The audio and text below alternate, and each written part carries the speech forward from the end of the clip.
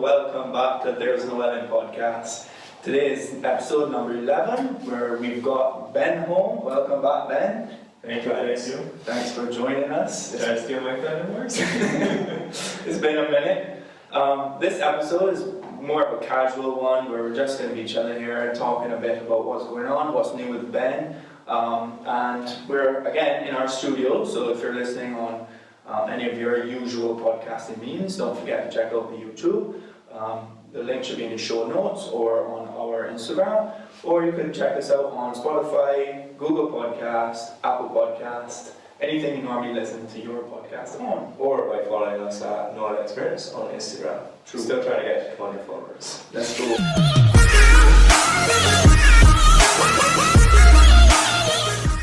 So as Matt said, today's more of a casual episode. We don't really have much of a plan per se. We're going to have some talk with Ben, asking about what he was doing in America for this whole COVID stuff. And I think we should start off by saying, why are you in Barbados, Ben? Why are you here? I'm here for my cousin's wedding. It's been planned from the start of the year, and then you were just gonna miss it. So yeah, I had to come home for that. It's pretty interesting. I didn't know I was getting married. I feel like your real wedding, you wouldn't know either.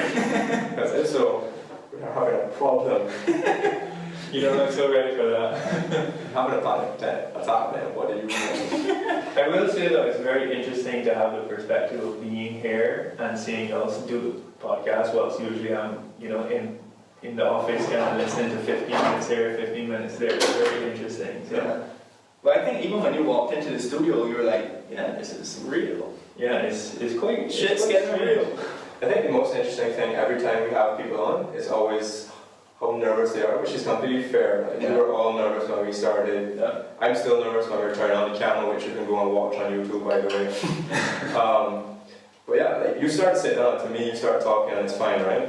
I don't talk a lot, and it's okay for me. How do you feel about it, man? How do you get through? I don't feel quite too strange, but that's because I'm saying no next to two very close people to me, So I imagine I was a random guest. I guess I would feel a little bit more nervous, but I feel like I'm just having a normal conversation.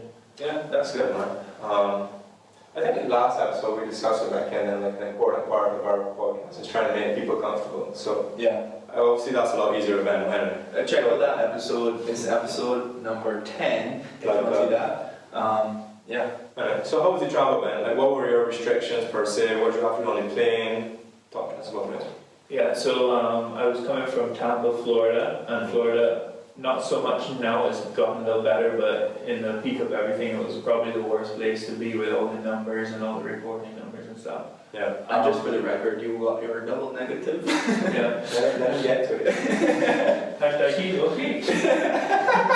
So did you have to get a COVID test as well, or? Yeah, so when I was in Tampa, I was trying my best to try and get a test, and then obviously within the 72 hours was very difficult, but I ended up having to pay for someone to get me specifically the PCR test, and I got it back.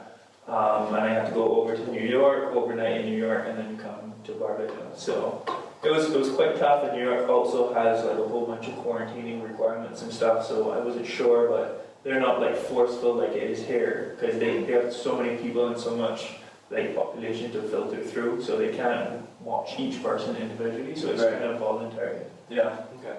So would you say you were being careful the whole time around in Florida, or was it kind of like, I'm here by myself, like, yeah, I'm going to be cautious of other people, but like, I don't really have anybody that I'm putting at risk, or yeah. So since I lived by myself, so I didn't really have a roommate or someone that was going to bring his life into my circle all the time. But when it first started out, we were quarantining at home, working from home, so when it was like that, I got my groceries delivered, or I'd go to Walmart or something like that, someone put it in the back of the trunk of the car. So it was so little interaction. Mm-hmm. And when we first came out and we went to work, it was really weird just being outside, because you can control yourself. You can't control the people around you and what they do. For sure. So it was super weird, but as a month or two went by, everything is almost exactly how it was before, with interactions and stuff. The only difference is a mask. Even in lines, people don't really social distance anymore there. See, I find that so weird, because I don't know how much you guys understand about the PCR testing per se, but the whole point of it is that it amplifies your blood and DNA and all that, so that it can then take,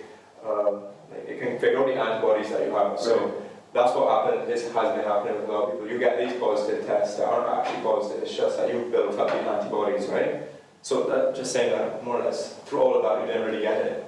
Yeah, and Like, the and you were in truth is, Florida on all basis. I could have maybe had it, and I may have the antibodies, but the test I took was specifically whether I have it now or not like if I've had it in But the you past. haven't actually like been sick, so No, I've no need to not worry had about any that. kind of symptoms ever, which I guess I've been very fortunate. Yeah. But putting it back to when you first came out, and I remember you went back to work, and like the first week you were back to work was straight into like Black Lives Matter protests, and Yeah. I remember you having to like evacuate your building and go back home because there was just like maybe not looting, but like strong protests outside, and your company sent you home. Yeah. What was that about? I would say evacuate. It sounds pretty harsh. But what we had, my office is in downtown Tampa, and that's just happened to be the hub where they would do the protest right outside like a police station and a national memorial area.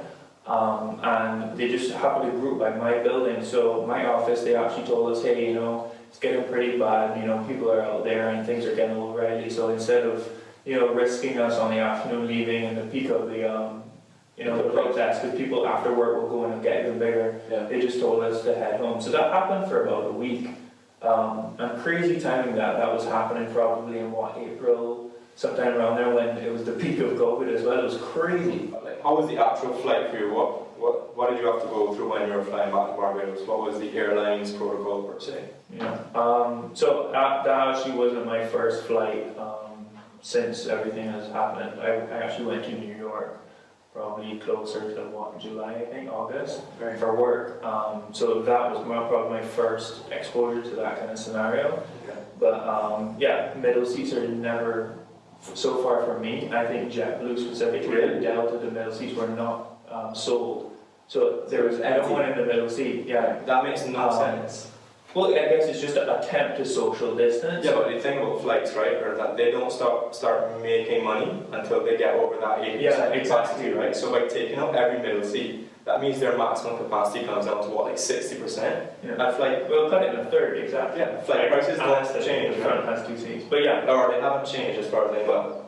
It also depends too, because you have an empty flight and you're not making any money versus you make 60%. It just is a business decision, I suppose. It's a numbers game, obviously, and but I think they're trying to also just start back up. But take a guess from New York to Barbados, how much do you think I paid? And I booked it probably 3 to a month in advance. Well, I know that One way. Morgan and I were going to go to New York. We were actually going to surprise you earlier this year. We could talk about that in a little bit, yeah. But I think we paid about 400 US, so Round trip though, you guys. round trip, yeah. So how much? So 200 one way is not bad. I paid 180 just to come down here, and I booked in advance, so it wasn't actually too terrible. so it's, as I said, So yeah, I guess if they're not jacking the prices, they're probably not making much money. But I think they're just probably trying to just kind of slowly get into it because they're losing money and worth it. So why not lose just a little bit less, maybe? I guess some money's better than none, but then that takes out of account all the maintenance of their flights and everything. But as Matt said, we were going to New York in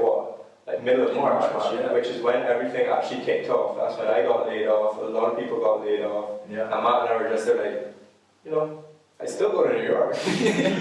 We actually had a big debate because obviously earlier up in the year we weren't sure how serious this all was. Like everyone was talking and looking back on it now, hindsight is 2020.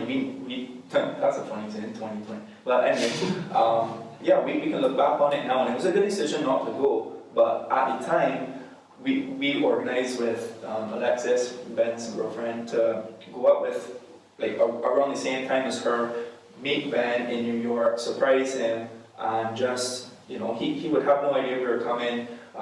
He definitely, if he was thinking one of us would come, it would be me, but Morgan and I decided we were going to go together. We booked it like the week before, we were ready to go, and then all of a sudden it was like, Barbados is in lockdown from next week.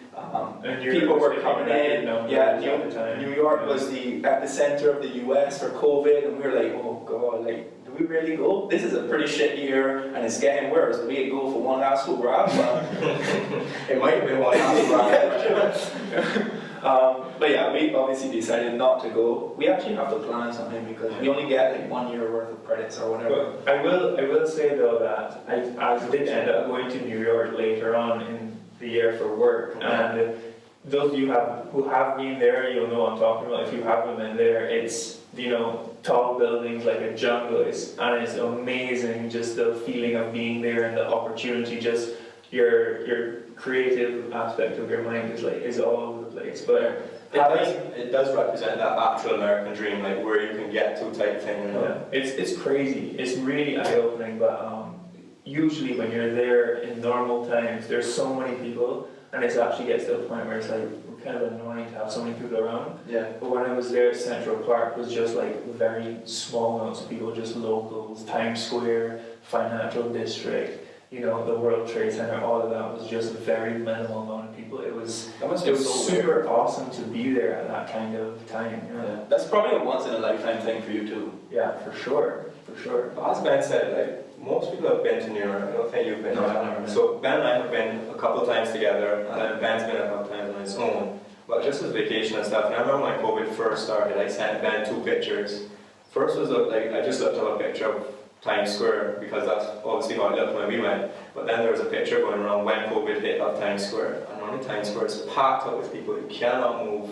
It's the most people in one area as possible. Yeah. And this picture has 0 people in it. Really humbling. But still, it has advertisements going across all the buildings, like how it normally is. Yeah. It's just like. But yeah, think of it, because you take that picture and send people, the ads are still working. It's like Walking Dead or a zombie apocalypse of just like immediately as it hits, everyone's inside and you just get to see it quickly. Yeah. But that's all well and nice, but now Ben's finally home and he'll get to participate in, because I guess ours is still COVID related, but we are really lucky that we're in a bubble of sorts here where like Barbados is safe compared to other places, right? Yeah. And I say safe loosely, but it is, like we've gone about doing our stuff, we had our lockdown, but we can still go out and see our friends, go to the beach, go to a party if you want, all these types of things. So how do you start off your quarantine just being stuck at home?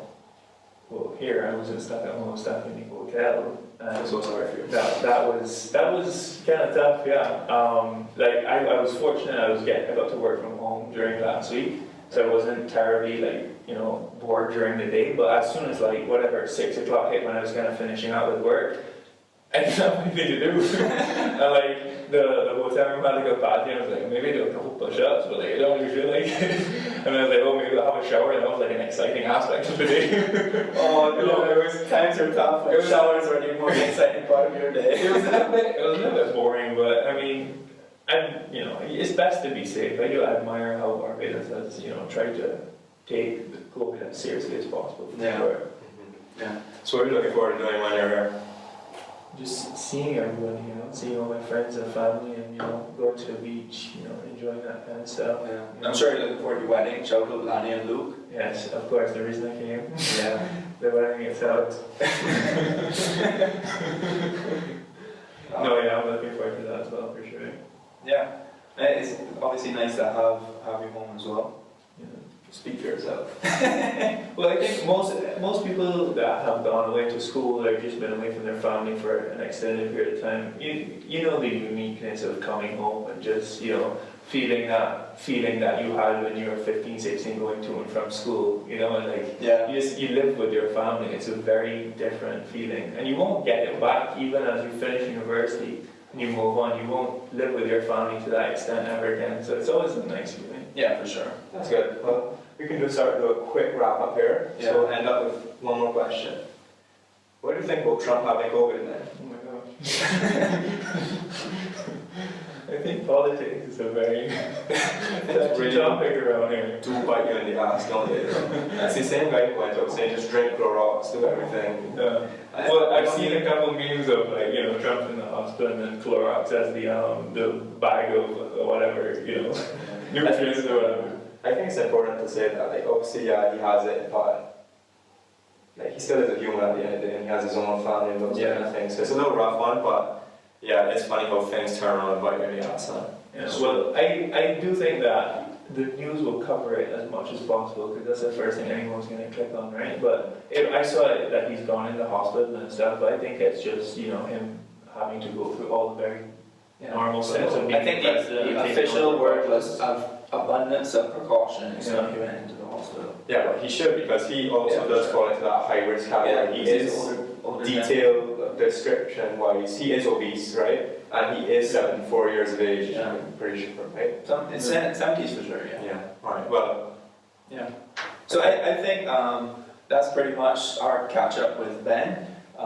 We ideally would like to do a bit of a longer episode, but we'll probably leave and try and do one or two more while Ben is here, just to give you guys some content. Obviously, it's nice to have Ben here rather than coming through a speaker with horrible voice quality. For sure. I will say that when you guys went to transition to outside of the using the mics and going online on Zoom and stuff and then coming back, when you came back the quality was just so crisp and nice, and it was just like, oh, I much more appreciate that. yeah, much better. For sure.